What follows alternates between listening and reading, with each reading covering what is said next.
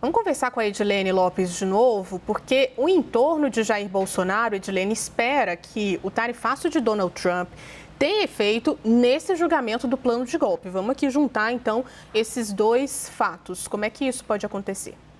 Pois é, Ju, na verdade, o entorno do ex-presidente Jair Bolsonaro acredita que essa pressão feita por Donald Trump, citando Bolsonaro na carta, relacionando isso ao tarifaço também, que ele não tem um efeito prático. A expectativa deles para a denúncia da PGR, da Procuradoria-Geral da República, é a pior possível. Eles sabem que não haverá um efeito de diminuição de pena, de redução nos itens da acusação. O que eles querem, no fim das contas, é que isso se transforme dentro do Brasil em uma guerra política que enfraqueça o presidente Lula. Hoje eu conversei com um aliado muito próximo do ex-presidente Jair Bolsonaro e ele disse o seguinte: nós sabemos que é muito difícil que o ex-presidente Jair Bolsonaro tenha flexibilizado a sua pena, que ele deva ser condenado, que ele deva ser preso.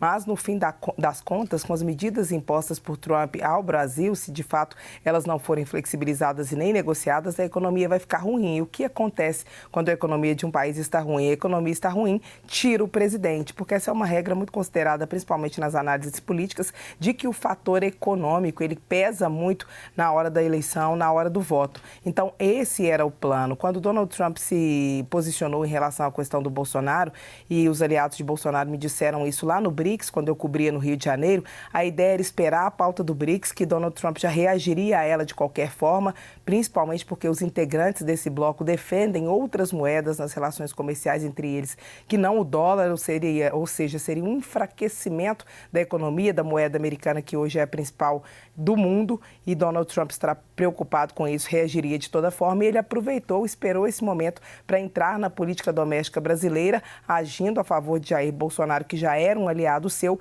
e tentando enfraquecer Lula, impondo uma medida que enfraquecesse a economia brasileira. E quando ele pensou isso, as minhas fontes também me disseram isso nesse dia, a ideia dele era que o setor produtivo ficasse contra o presidente Lula, só que foi um efeito rebote, um efeito contrário, um tiro no próprio pé. O que aconteceu é que os setores buscam junto ao Executivo e ao Legislativo uma solução, porque acham que sim, que Donald Trump está ferindo a soberania brasileira e está punindo o Brasil como não deveria acontecer.